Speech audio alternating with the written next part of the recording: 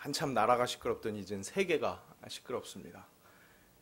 미국 대통령 선거에서 정말 예상 밖의 결과가 나서 세계가 정말 들썩들썩하고 있는 것 같습니다. 꼭 정치 이야기를 하지 않더라도 우리 세계에서 지금 요즘 벌어지고 있는 모든 일들을 볼 때 항상 모든 시대의 어르신들이 이야기했었던 그 말세가 정말 이제 맞는 것 같은 느낌입니다. 그래서 한숨 쉬고 걱정하는 것보다 우리는 기도해야겠습니다. 그리고 그 기도하는 사람답게 행동해야겠습니다. 이 트럼프라는 이 큰 뉴스가 그래도 한국을 완전히 뒤덮지는 못하는 것 같습니다. 내일 아마도 광화문 광장에서 민심이 어떻게 드러났냐에 따라서 이 전국의 흐름에 큰 영향을 줄 것 같습니다. 분명한 것은 이 모든 국민들이 같은 마음으로 허망하고 가슴이 참 아픈 그런 상황입니다. 그런 상황에서 한 목회자와 이 신학자의 인터넷상의 논쟁이 제 눈길을 사로잡았습니다. 그 논쟁의 시작은요, 그 목회자가 이럴 때일수록 예수를 바라보자 라는 컬럼으로 그것을 씀으로 시작이 되었습니다. 그런데 이것이 상처가 큰 사람들에게 굉장히 눈앞에 벌어진 현실과 괴리감이 느껴지는, 너무 동떨어져 있는 그런 이야기로 느껴졌던 것 같습니다. 그런 느낌을 가진 사람들의 대표인 것처럼, 그런 의견을 대표하는 것처럼 한 신학자가 그 목사님의 이럴 때일수록 예수를 바라보자 그 컬럼에 비평을 가했습니다. 그 글이 기독교 신문에 실리게 됩니다.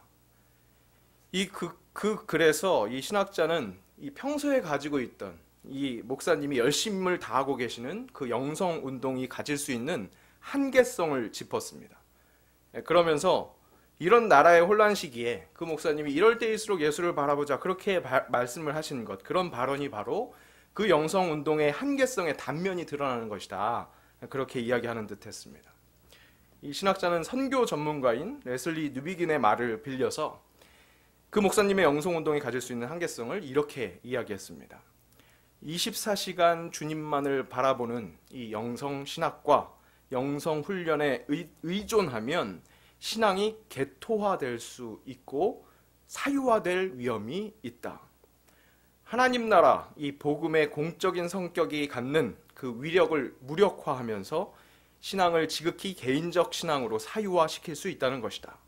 결국 개인의 영성 훈련이 사회적 영성으로 확대되지 못하면 신앙의 사유화로 많은 신앙의 병리 현상을 겪을 수 있다. 신앙의 본질, 여기서 이 분은 신앙의 본질을 이렇게 이야기합니다. 곧 세상에 보냄받는 자, 보냄받은 그리스도인, 그 선교적 소명, 교회의 그 선교적 본질을 흐리게 할 수 있는 위험 요소가 많다라고 그렇게 지적합니다. 일리 있는 지적이었습니다. 그런데 그 목사님이, 그 지적을 본 목사님이 이에 대한 논박을 몇 시간이 지나지 않은 상태에서 자신의 페이스북에 올리셨습니다. 본인이 열심을 다하고 있는 그 영성훈련을 오해했다는 그런 투였고요. 그리고 그 신학자의 언급이 범할 수 있는 오류를 지적했습니다. 그리고 또 이 말씀이 실천되지 않고 있는 이 한국교회의 이 현재 상황에서 그렇다면 다른 대안이 있느냐, 이런 것들도 물어보기도 했습니다. 그래서 그 글을 또 본 이 신학자가 또다시 그에 대한 답변 글로 꽤 긴 글을 논문 형식으로 게재했습니다. 그 양쪽 글을 보면서 다 양쪽 다 일리 있는 이야기다 그런 생각이 들었지만 뭔가 마음속에 씁쓸한 마음이 밀려왔습니다. 우리 모두에게 큰 상처가 된 이 상황에서 그에 대한 대처로 인해서 또 다른 논쟁과 오해를 발생시키고 있는 것은 아닐까 하는 그런 아쉬움이 있었습니다. 그런데 이 논쟁을 통해서 깊이 생각해 보게 된 것이 바로 오늘 설교의 제목, 기도와 행동이었습니다. 이 논쟁의 한쪽 편인 이 신학자가요, 이 자신의 답변글에서 이렇게 이야기하는 부분이 저에게 깊은 생각을 하게 했습니다. 기도하고 행동하는 것, 두 가지가 중요하고 두 가지를 다 해야 한다는 것을 모르는 사람들이 어디 있겠는가? 문제는 이 두 가지를 어떻게 이해하고 있는가에 대해 큰 견해차, 입장의 차이, 신학적인 차이가 있다는 점이다. 이런 차이는 과연 극복되거나 화해할 수 있는 것일까? 필자가 내린 답은 불가능하다. 이다. 그렇게 이야기했습니다. 이 나라가 권력자와 그 주변에 있던 사람들에 의해서 농락당한, 그것이 온천하에 드러난 이 상황에서 한쪽 편에서는 이럴 때일수록 우리가 기도하자, 그렇게 이야기합니다. 참고로 지금 제가 말씀드렸었던 이 논쟁에서 한쪽 편이었던 이 목사님은 결코 행동을 자제하자라는 논지는 아니었던 것 같습니다. 나중에도 그렇게 해명하는 것을 보게 됩니다. 여튼 또 다른 한편에서는 기도는 평소에 하고 이럴 때는 광장으로 나와서 실천하는 이 신앙인의 모습이 있어야 한다는 것입니다. 3.1운동이 그랬고 민주화 운동이 그랬고, 그런 일에 그리스도인들이 쓰임받을 때 바로 이런 행동이 있었다는 주장입니다. 이 논쟁에 있었던 신학자가 이야기했듯이 둘 다 중요하다는 것을 모르는 사람은 없습니다. 기도와 행동이 둘 다 중요하다는 것을 모르는 사람이 없습니다. 다만 실제 상황에서 어떻게 적용하고 어떻게 대응하느냐, 그것이 문제이기 때문에 그 차이가 극복되거나 화해할 수 없다는 결론을 내린 것 같습니다. 고민이 됐습니다. 이 기도와 행동 어떻게 소화해서 어떻게 내 삶에서 적용해야 할 것인가, 또 말씀을 가르치는 그런 사람으로서 어떻게 설명해야 할 것인가. 바로 그러던 중에, 그런 상황 속에서 오늘 본문 말씀인 이 여호사밧 왕의 이야기를 보게 되었습니다. 이 이야기의 중심 구절은 12절 말씀입니다. 오늘 본문 말씀을 차근차근 한번 보겠습니다. 성경책을 덮지 마시고요. 한번 열어서 함께 보겠습니다. 먼저 12절 말씀, 이 이야기의 중심 구절이라고 할 수 있는 12절 말씀을 함께 읽겠습니다. 우리의 하나님이여, 그들을 징벌하지 아니하시나이까?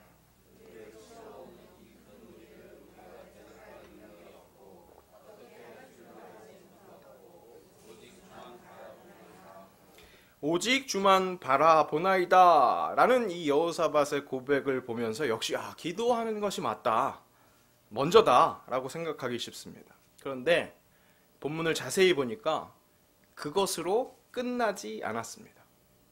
이 여호사밧의 기도가 어떻게 해야 할지 모르는 우리의 기도의 모델이 될 수 있겠다는 생각을 하게 되었습니다. 여러분, 오늘 밤 우리 여호사밧의 기도를 롤모델 삼아 기도해 보는 것은 어떻겠습니까? 위기를 맞은 우리 사랑하는 조국을 위해, 또 일군 선출이라는 중요한 과정을 치르고 있는 우리 교회를 위해, 또 각자의 삶의 자리에서 다양한 모습으로 위기를 겪고 있는 우리 각자를 위해서 진실한 기도, 또 그에 걸맞는 행동은 어떤 것일지, 다시 이야기하면 정확한 기도, 우리가 해야 하는 그 기도의 모습은 무엇일지, 그런 지혜를 얻을 수 있기를 기대해 봅니다. 이 여호사밧 왕의 남유다가 위기를 맞습니다. 모압 사람, 암몬 자손들, 마온 사람들과 에돔 사람들, 그 많은 민족들이 연합해서 이 남유다를 향해서 쳐들어온다는 소식입니다. 그리고 벌써 이미 코앞까지 들어왔습니다. 여호사밧은 이 위기 상황을 두려워합니다. 정확하게 이 상황을 두려워합니다. 왜 이렇게 이야기하느냐? 그것이 단순히 연합군을 상대하는 그 전쟁이 아니라는 것을 알았기 때문입니다. 단순한 그 연합군의 전투력, 그것을 두려워하는 것이 아니었습니다. 오히려 그 전투력을 걱정해야 하는 상황이라면 사실 그것은 별로 걱정할 것이 아닙니다. 왜냐하면 모압을 포함한 그 연합군들이 남유다가 봤을 때는 큰 전투력을 갖고 있지 않은 그 연합군이었습니다. 왜냐하면 오늘 20장 말씀을 읽었는데 17장에 드러나는 이 여호사밧의 군사력은 116만이라는 대군이었습니다. 여호사밧이 이 상황을 위기라고 느낀 것은 바로 하나님이 주관하시는 그 역사 속에서, 그 속에서 자신에게 임할 보응이라고 느껴지는 이 사건이 그렇기에 위기로 느껴진 겁니다. 어쩌면 이 여호사밧이 이 상황을 위기로 느낀 그 자체가 하나님 안에서 복일 수 있습니다. 이게 무슨 이야기냐? 그는 이 사건 앞에 이 북이스라엘의 이 악한 왕 아합과 동맹하는 그런 범죄를 저질렀습니다. 바로 이 연합군, 지금 쳐들어온 이 연합군의 침입은 그 범죄에 대한 하나님의 채찍이라는 것을 여호사밧은 느꼈다는 겁니다. 그래서 이것을 위기로 느꼈다는 겁니다. 보이는 군사가 아니라 하나님께서 채찍을 드셨기에 그것을 위기로 여기고 두려워하고 있습니다. 위기 앞에서 기도해야 하는 우리는 바로 이런 위기의식이 있어야 합니다. 내 눈에 보이는 적, 당장 닥칠 그 상황에 긴장하는 것보다 이 만물의 주관자 되시는 하나님의 뜻이 어디에 있는 것인가? 그 하나님에 대한 경외함이 있어야 합니다. 이 땅을 밟고 살아가는 눈에 보이는 것에 집중하고 있는 우리로서는 흔히 저지르는 실수가 여기에 있습니다. 하나님의 막대기를 무서워한다는 사실입니다. 하지만 우리가 더욱더 긴장하고 주의를 집중해야 할 것은 막대기를 드시는 그 하나님의 마음입니다. 우리가 배울 기도의 롤모델 여호사밧에게 바로 이 자세부터 배워야겠습니다. 이 주어지는 상황 속에서 하나님이 드신 막대기가 아니라 막대기를 드신 하나님의 마음, 하나님으로 하여금 막대기를 들게 하신 지금 나와 하나님과의 관계 안에서 나의 상태, 그것이 어떤 것인가? 그것에 긴장해야 한다는 사실입니다. 하나님과 소원해진 상태에 문제가 있다는 것을 직시한 이 여호사밧은 바로 여호와께 향합니다. 그리고 자신뿐만 아니라 이 상태, 이 사건의 모든 당사자, 온 유다 백성에게 금식을 공포합니다. 그리고 유다는 모든 성읍에서 모여와서 여호와께 간구합니다. 이제는 그의 기도가 어떻게 구성되어 있는지 한번 차근차근 짚어봅시다. 우리가 어떻게 배워서 어떻게 기도해야 할지. 6절을 함께 읽겠습니다. 6절 말씀입니다. 함께 읽습니다. 조상들의 하나님,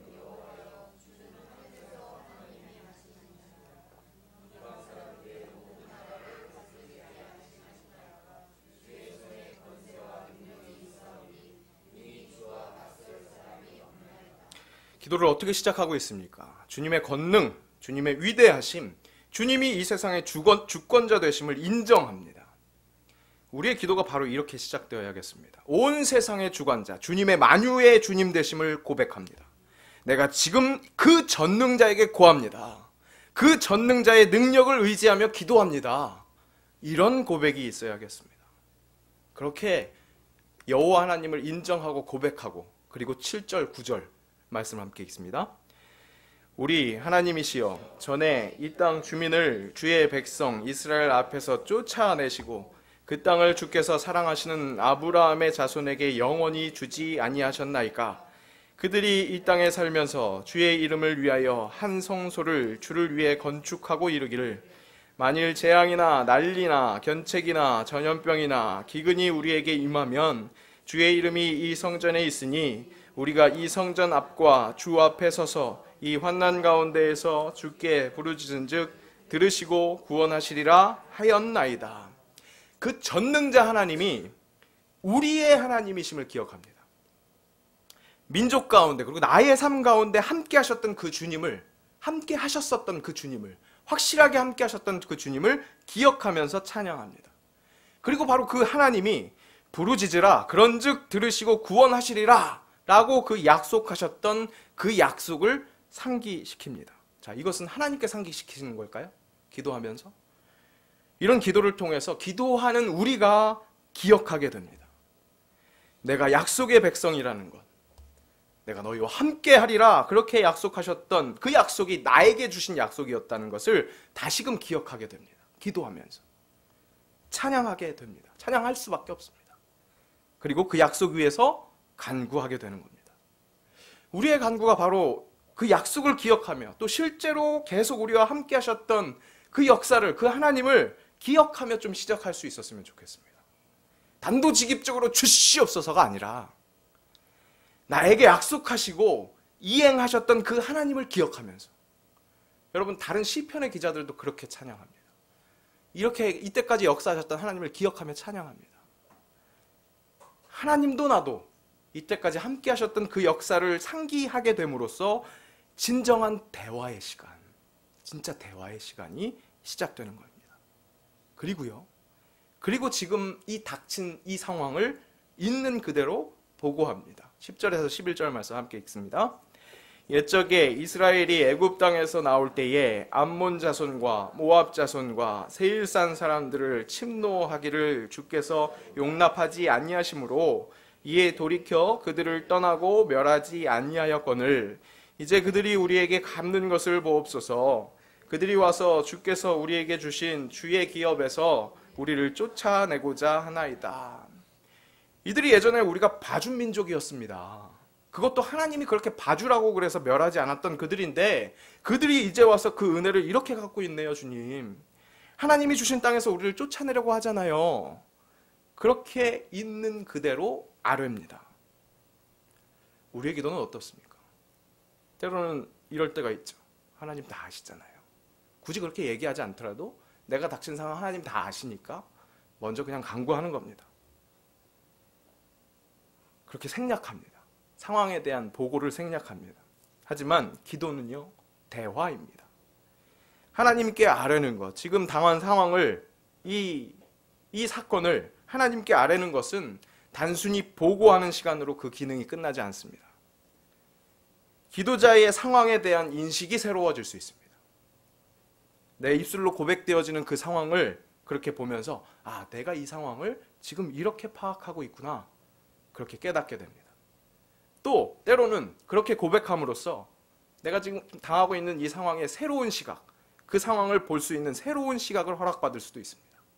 아, 하나님께 이렇게 이야기하다 보니까 내가 닥친 이 상황이 이렇게 받아들여질 수도 있겠구나, 그런 지혜를 얻을 수도 있다는 것입니다.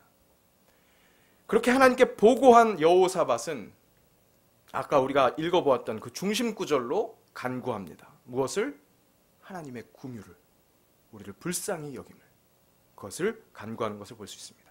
다시 한번 12절 말씀 읽어보겠습니다.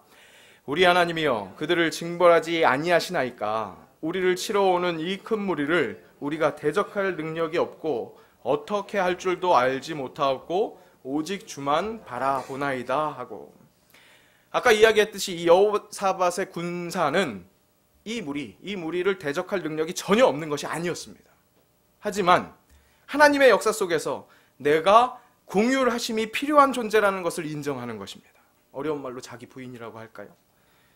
그런데요, 그 인식이 너무나 정확합니다. 왜 그럴까요? 우리는 우리 인생 속에서, 우리 역사 속에서 그 어떤 것도 대적할 능력이 없습니다.